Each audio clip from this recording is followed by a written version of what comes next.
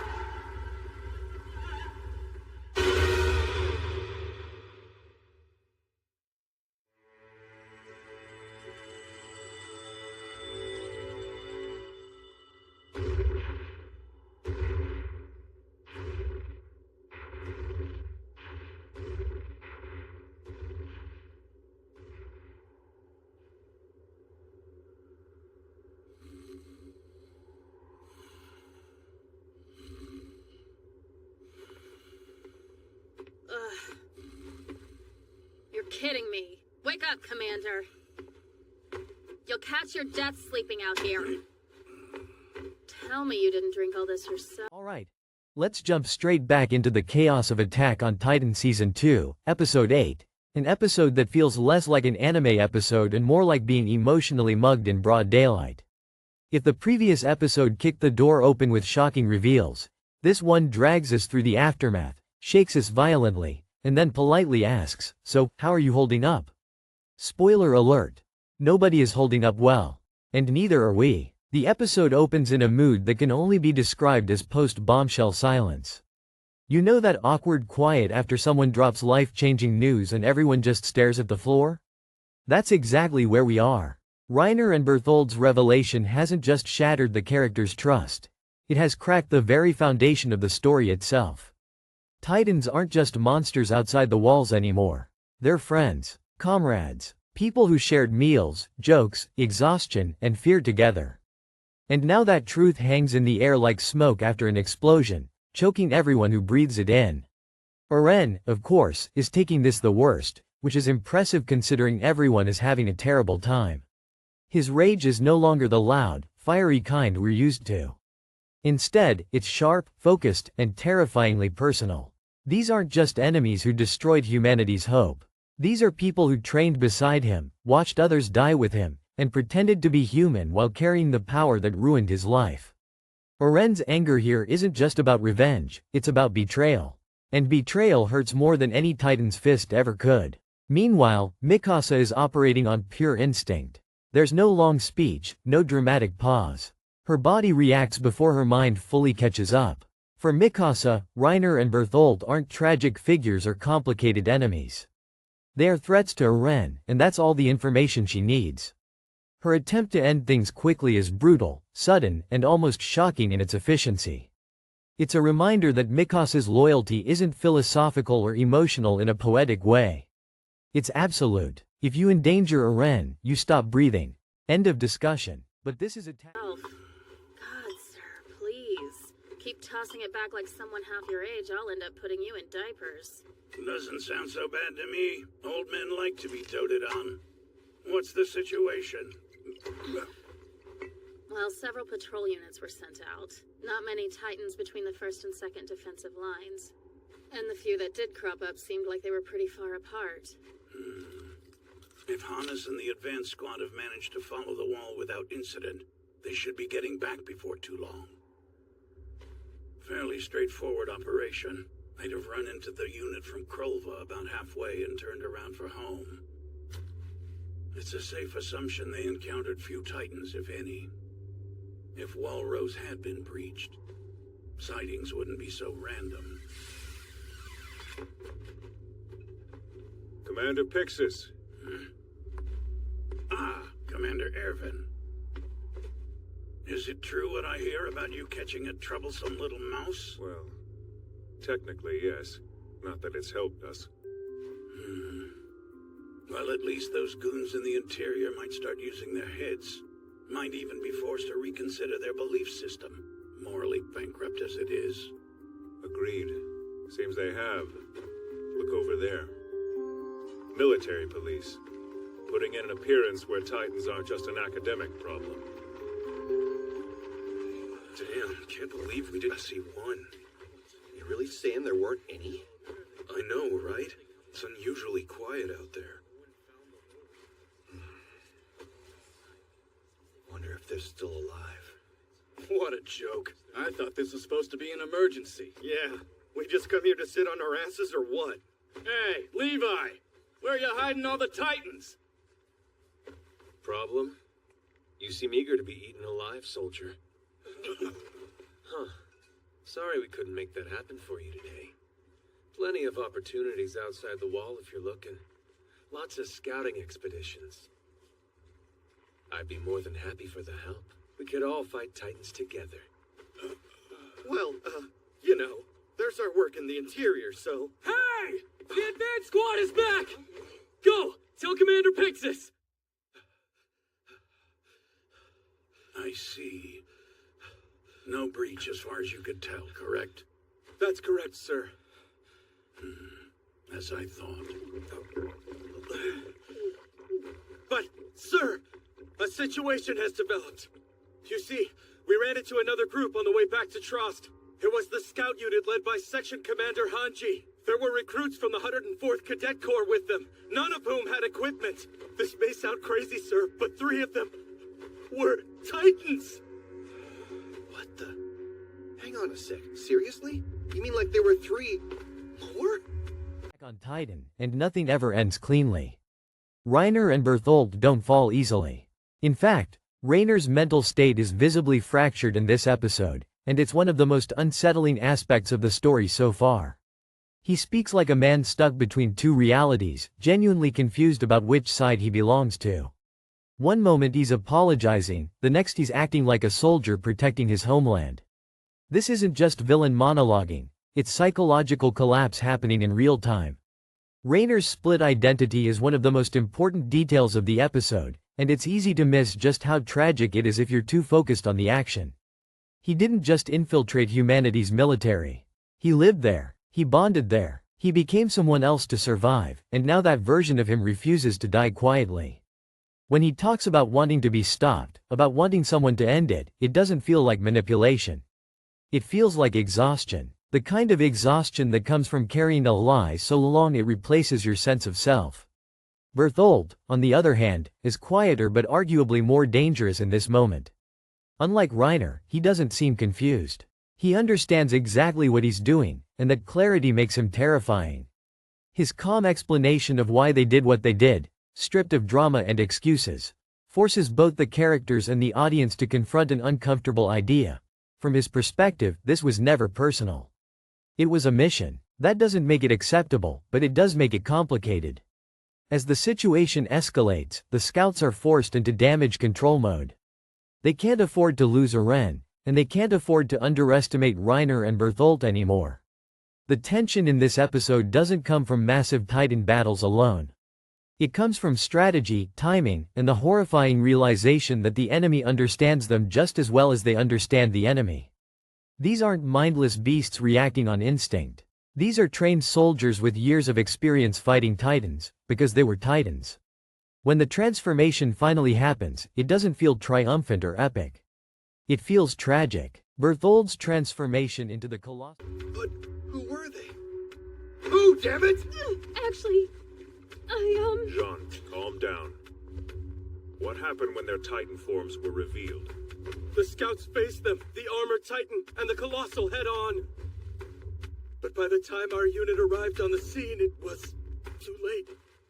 I'm sorry.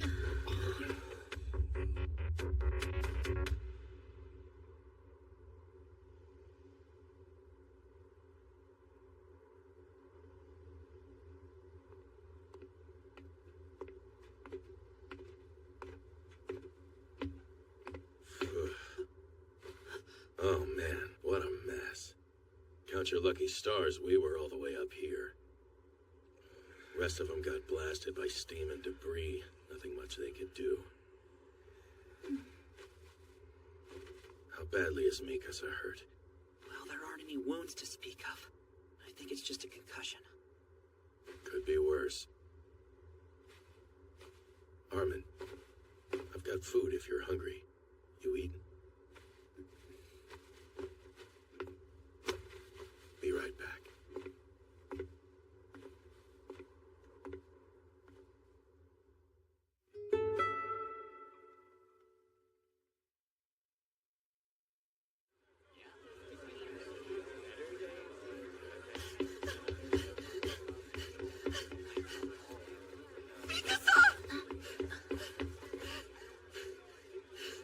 Come quick! Aaron's in trouble! what kind of trouble? It's those 3 bullies again. They took the bread I just bought. I told Aaron about it and I didn't want him to go. Wait! Give it back! You have dirt in your ears or something? Like I said, I already ate the whole thing. Tasty. But that was 3 days worth of food for them. You gotta be kidding me. Those table scraps? Knock it off. You'll make me feel bad. Whatever, you want it back so damn much. Pay him back what the bread was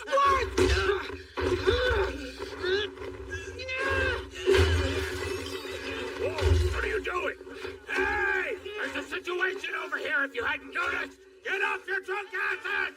Oh, come on. They're just kids being kids. Let them work it out. They're demolishing my stall! This, ain't our thing. Let's wait for someone more qualified to come along and sort it out. Huh? worth. Eat this, punk!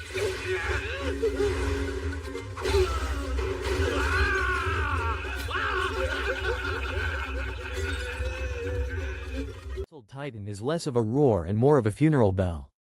The sheer scale of it still inspires awe, but now that we know who's inside, that awe is mixed with dread and sadness. The explosion of heat and force is a reminder that this power is unnatural, overwhelming, and fundamentally incompatible with human life.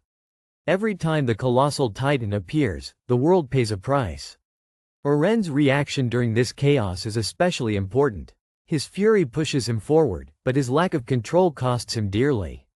This episode, Quiet, Lee reinforces a recurring theme. Raw power without understanding is a liability. Eren has the strength, but he doesn't yet have the emotional discipline or tactical awareness to use it effectively. His Titan form is strong, but it's driven by anger, and anger is predictable. Reiner knows that, Bertholdt knows that, and they use it. Ymir's role in this episode adds another fascinating layer. Her decision to involve herself isn't heroic in the traditional sense, nor is it purely selfish. It's complicated, just like everything else in this season. Ymir has her own secrets, her own regrets, and her own debts to repay. Her actions suggest that loyalty in this world isn't dictated by nations or ideologies, but by personal bonds and unresolved guilt. She isn't fighting for humanity as a concept. She's fighting for people. The episode also quietly shifts the way we understand the larger conflict. This isn't just humans versus Titans anymore. It's factions, histories, and motivations colliding. The walls no longer feel like the edge of the world. They feel like a cage built by someone else, for reasons we don't yet understand. Reiner and Bertholdt aren't invaders in the traditional sense. They're soldiers from a war we didn't even know we were part of. One of the most unsettling details is how young everyone still is. These aren't hardened veterans with decades of experience. These are teenagers carrying the weight of genocide, survival, and loyalty on their backs. The episode doesn't romanticize this. It shows the cracks, the hesitation, the moments where nobody knows what the right choice is anymore. Even the I've got this! What are you doing? Aaron, you need to go home and chop wood. You want your mom to get angry? You little... Now it's a fight! You asked for it! No! It's okay! She can handle it! Let go! Oh, nice one. Don't let her do all the work. What was that for? Don't cheer the little bastards on, damn freeloaders! Freeloaders? Did you just call us freeloaders? Hey, if the shoe fits, shove it up your ass! You son of a... Hey, he's got a point, you know.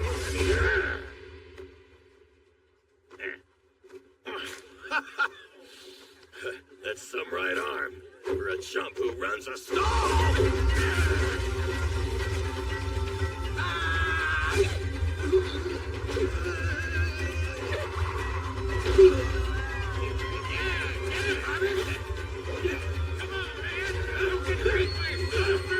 Stop it right now! What the hell is wrong with you? Act like adults!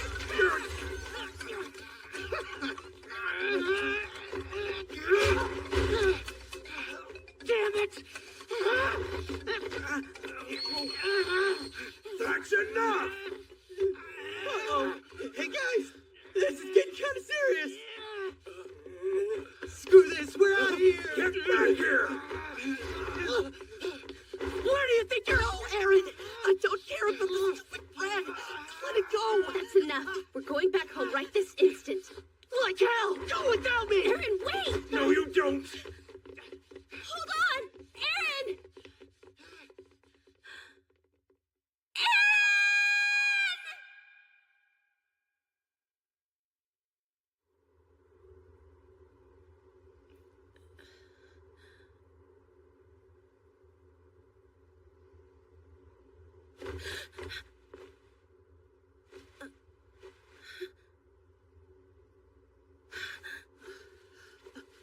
Mikasa! Where is Aaron? Where did he go? Whoa! Calm down! Wait, you shouldn't! We don't know how badly you're hurt!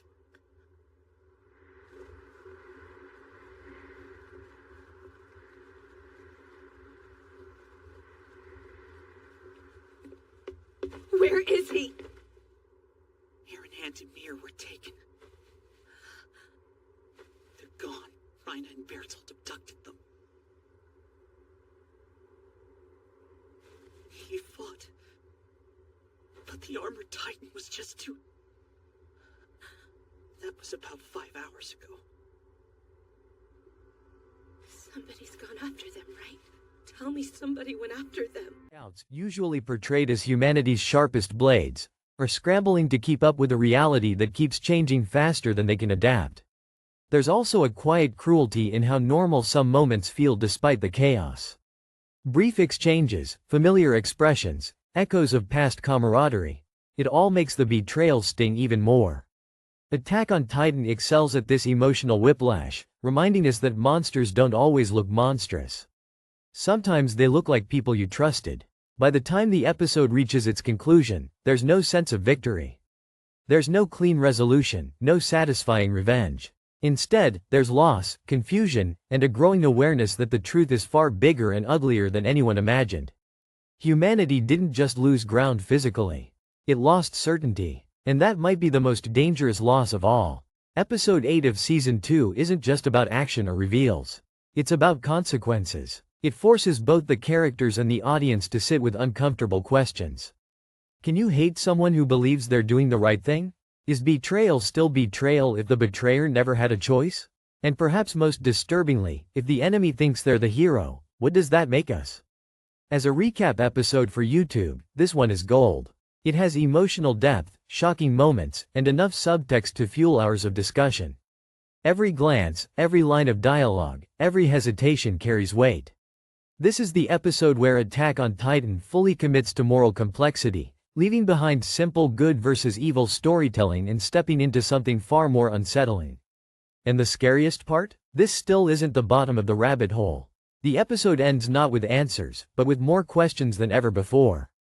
The kind that linger long after the screen fades to black. The kind that make you stare at the wall and whisper, wait, what is really going on here?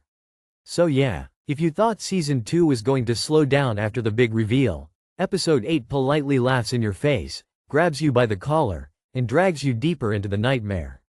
And honestly, we wouldn't have it any other way. One detail in this episode that deserves way more attention is the... I'm sorry. Why not? We wanted to, but the horses are on the other side of the wall. Our only option is to wait. The mounts can't be hauled over until the lifts make it here, and that takes time. There's nothing else we can do right now. Section Commander Hanji and the other officers are too injured to move. We don't have enough soldiers to form a scouting party. Even a small one would need more than this. We just can't do it. You understand?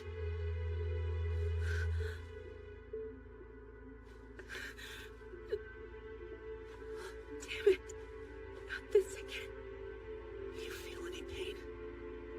No. I hit my head, but I think I'm okay now. Don't worry about it.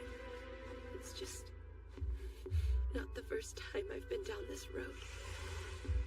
Except when Annie took him.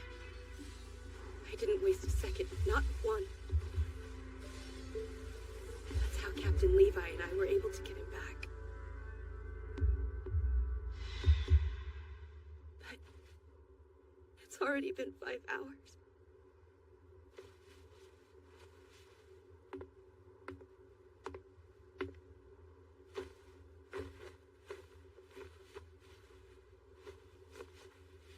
Hey, Armin.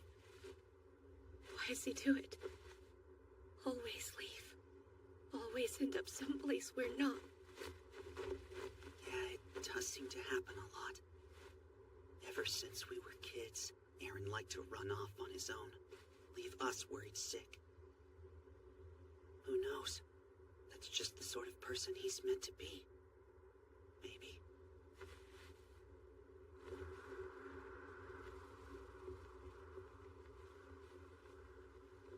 I don't want much. Just to be near him.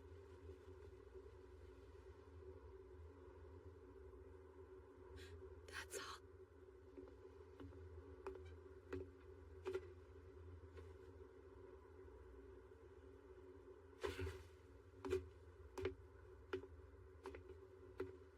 Good. You're awake. Must be starving. Here. Heads up, Armin. Sorry, it's only field rations, but better than nothing, I guess.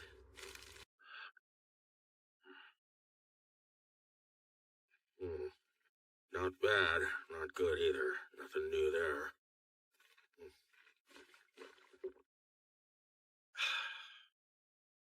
Speaking of which, this feels familiar, huh? You two have been running damage control for that little hothead since the good old days. The exact moment when Rainer's mind truly starts to collapse in front of everyone, because this isn't just a man exposed as an enemy. This is a soldier whose identity has been torn in half and left bleeding on the ground. What makes it unsettling is that Reiner doesn't immediately react like a villain caught red-handed. He reacts like someone who has forgotten which version of himself is real. His words don't line up with his actions, his expressions don't match the situation, and for a brief moment, It almost feels like he believes the scouts are still his comrades and that everything can somehow be fixed with a conversation. This psychological fracture is subtle, but once you notice it, you can't unsee it. Reiner speaks about protecting people and completing a mission in the same breath, as if those two ideas are not in direct conflict. To him, they coexist. That tells us something terrifying. The soldier Reiner, who trained inside the walls, didn't disappear when the mission began. He grew. He gained memories, friendships, and guilt. And now, that persona refuses to die quietly. When Reiner talks about wanting someone to stop him, it doesn't sound like manipulation or self-pity. It sounds like a man begging for release from a role he can no longer perform without destroying himself. This detail reframes everything he's done up to this point. Reiner isn't just lying well. He's lying so deeply that even he can't tell where the lie ends anymore. And that makes him one of the most tragic characters in the series, whether the audience is ready to admit it or not. The show doesn't ask us to forgive him. It asks us to understand him, and that's far more uncomfortable. Because once you understand him, it becomes harder to label him as a simple monster. What makes this even more painful is how the other characters react to his breakdown. There's no room for sympathy, no space for emotional processing. The world doesn't pause just because Reiner's mind is collapsing. Mikasa moves to kill, the scouts move to restrain. Eren moves to attack, and that contrast is brutal. Reiner's internal war is invisible to most of them, and in a battlefield, invisible pain doesn't buy you mercy. This highlights one of Attack on Titan's most— If I recall correctly. Doesn't seem very fair, but what do I know? Different time, different place, same problem. Not exactly what I'd call a healthy relationship. Am I wrong? The neighborhood bullies weren't quite so tall, but I suppose there are similarities. Yeah, that's our Eren. Can't hold his own for shit, but always looking for a fight. 5 guys want to take him on, he wouldn't think twice about jumping into the fray like an idiot. By the time Mikasa gets there or the MPs show up, he's beaten all to hell. But you know, I may not have ever had the privilege of seeing Eren win, but I never saw the little son of a bitch back down either. Kid's got fire. To tell the truth, his persistence scares the piss out of me sometimes. He gets knocked on his ass, he gets right back up again. It's in his blood. You think he'd let himself be snatched away without fighting tooth and nail? Not a chance. Whatever strength he's got left, he'll use it. What's 2 guys next to a whole gang? If you can count on anything, it's that Eren will give him hell. At least till you or me shows up to help. That's how it's always been, right?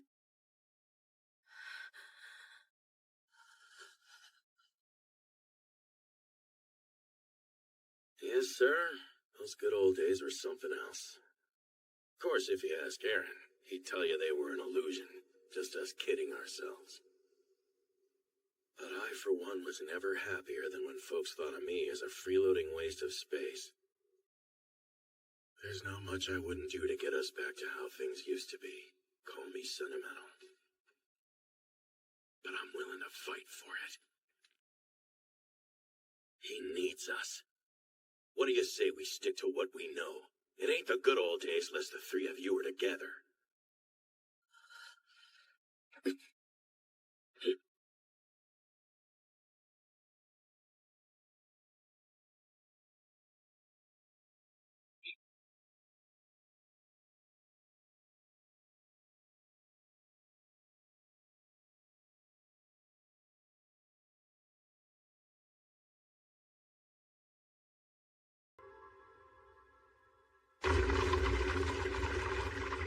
They're here. Is that? Oh, wow. Commander Erwin! Within peace! Never thought they'd ride on top of the wall. Probably the quickest route here. For the record, you won't, but I'd much prefer if you stayed behind. No, not happening. Nice try, though. As long as Amir's in danger, nothing will keep me here. Sorry. Cruel truths. War does not care about your trauma. It only cares about outcomes. Another layer that adds weight to this moment is Berthold's presence beside him. While Reiner is unraveling, Bertholdt stands firm, almost eerily calm. This contrast tells us that people respond to guilt in wildly different ways. Reiner internalizes it until it fractures him. Bertholdt accepts it, buries it, and moves forward anyway. That doesn't make Bertholdt less human. It makes him terrifying in a different way. His clarity allows him to act without hesitation, and in a world like this, hesitation is fatal. This dynamic also explains why Bertholdt ultimately becomes the one to push things forward. He understands that Reiner's emotional state is a liability. In that sense, Bertholdt isn't just transforming into the colossal titan to escape. He's taking control of a situation that Reiner can no longer manage. It's a quiet power shift between the two of them, and the episode doesn't spell it out for you. It trusts the audience to feel it. What's brilliant about this entire sequence is how it challenges the audience's instinctive desire for clear villains. Reiner's breakdown forces us to confront a disturbing idea. Monsters can feel remorse, confusion, and pain, and still commit unforgivable acts. Sympathy and condemnation aren't mutually exclusive here. You can feel sorry for Reiner and still want him stopped. The show never tells you how to feel, it lets the discomfort sit. By expanding on this moment, Episode 8 quietly transforms from a story about betrayal into a story about identity loss.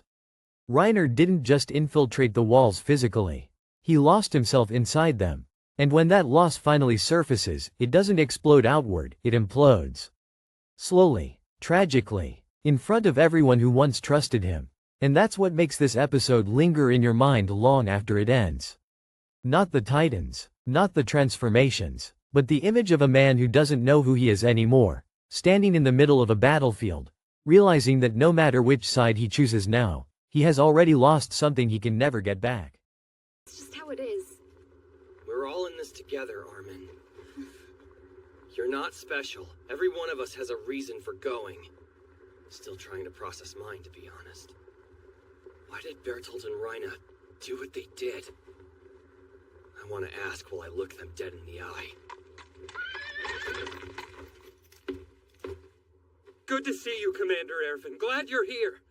Is the situation still the same? Yes, sir. Good. Right, deploy the lifts! Hanji! Don't just stand there. Give me a map. It's a gamble, but the trees in this forest are massive. I say we ride straight for it.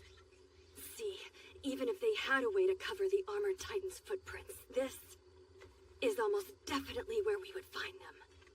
Why is that? They need to recoup.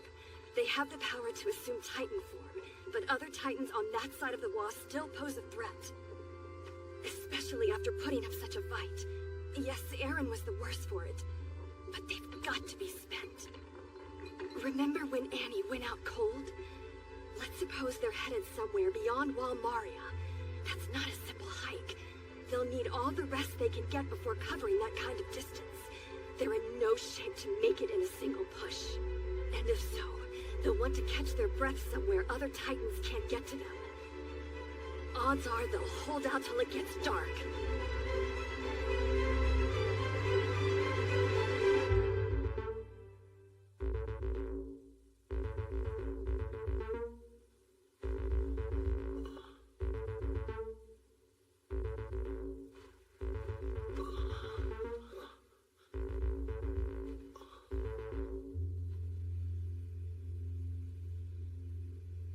You're awake.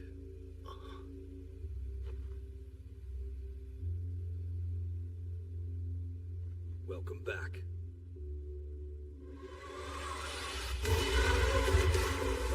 We have until sundown. If we can reach the forest by then, we might just have a chance to save them. Let's move!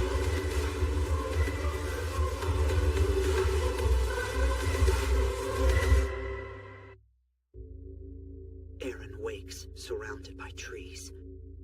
Desperate to escape, he attempts to transform only for Ymir to convince him otherwise. Deep in the isolated forest, emotions reach the boiling point. Eren and Reiner clash. This must be settled once and for all, for themselves and for all who've perished. Next episode. Opening. Thank you so much for watching this video on General Sansan Anime. I really appreciate you spending your time here and sharing this anime journey with me. If you enjoyed this reaction, don't forget to hit the like button, subscribe to the channel, and turn on the notification bell so you won't miss any upcoming videos. Your support truly means a lot and helps the channel grow stronger every day. I'll be back very soon with more exciting reactions, emotional moments, and unforgettable anime scenes for all of us to experience together. Until next time, take care, keep enjoying anime, and I'll see you in the next video. Bye bye.